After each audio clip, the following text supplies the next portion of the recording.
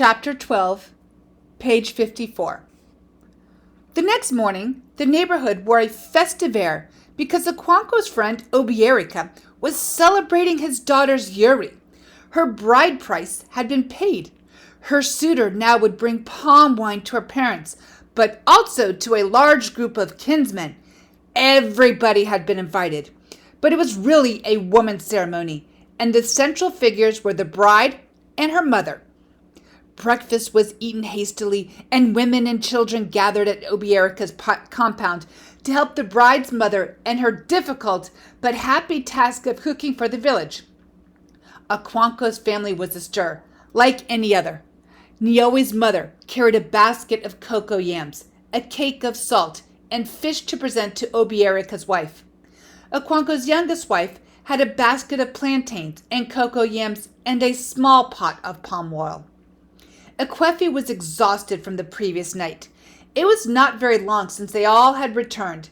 The priestess, with the Zinma sleeping on her back, had crawled out of their shrine on her belly. She looked straight ahead of her and walked back to the village. Okonkwo and Ekwefi followed at a respectful distance. She went to Ekwefi's hut, placed the Zinma carefully on her bed, and left without a word. Ekwefi asked Nyowe's mother to explain that she would be late. Her food was not ready, and she must wait for Azima to wake. As they spoke, Azima emerged, rubbing her eyes and stretching. She saw the other children with their water pots and went back for her pot. "Have you slept enough?" asked her mother. "Yes," she replied. "Let us go." "Not before you've had your breakfast," said Ekwefi, and she went into her hut to warm the soup. "I will tell Obierica's wife you are coming later," Nyowe's mother said. Then they left. And as they trooped through Okonkwo's hut, he asked, "Who shall prepare my afternoon meal?" "I shall return to do it," said Ujiogo. Okonkwo was also feeling tired, for he had not slept at all the previous night. He had felt very anxious, but did not show it.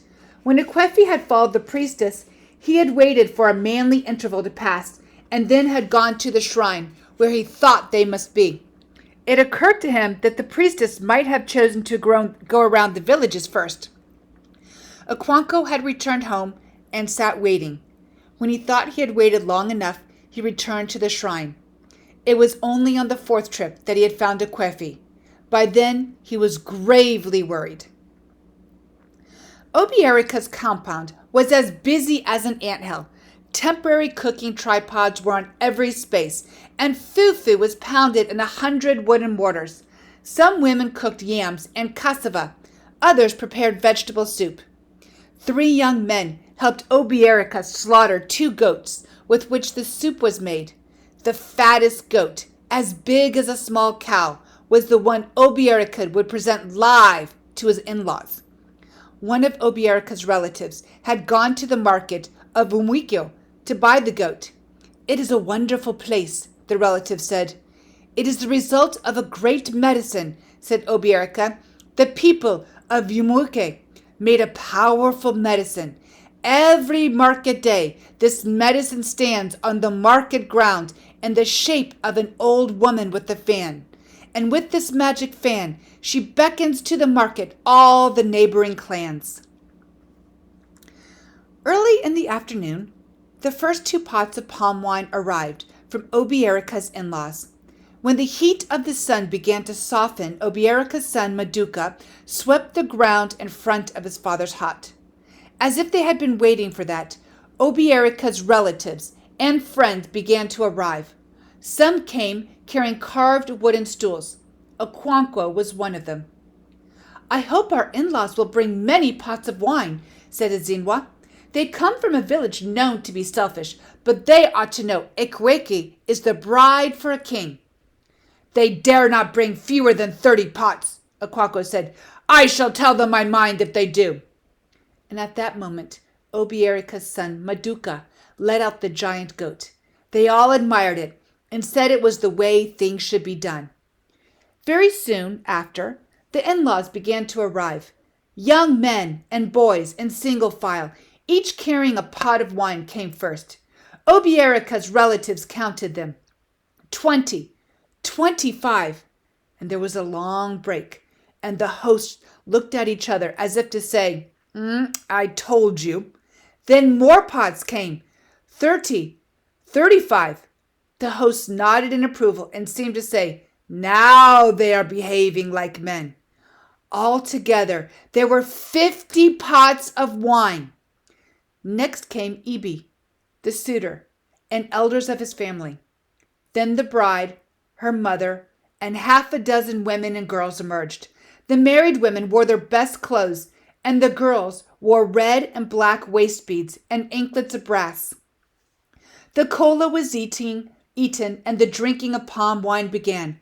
Groups of 4 or 5 men sat around with a pot in their midst, and as the evening wore on, food was presented to the guests. There were huge bowls of fufu and steaming pots of soup. There were also pots of yam stew. It was a great feast.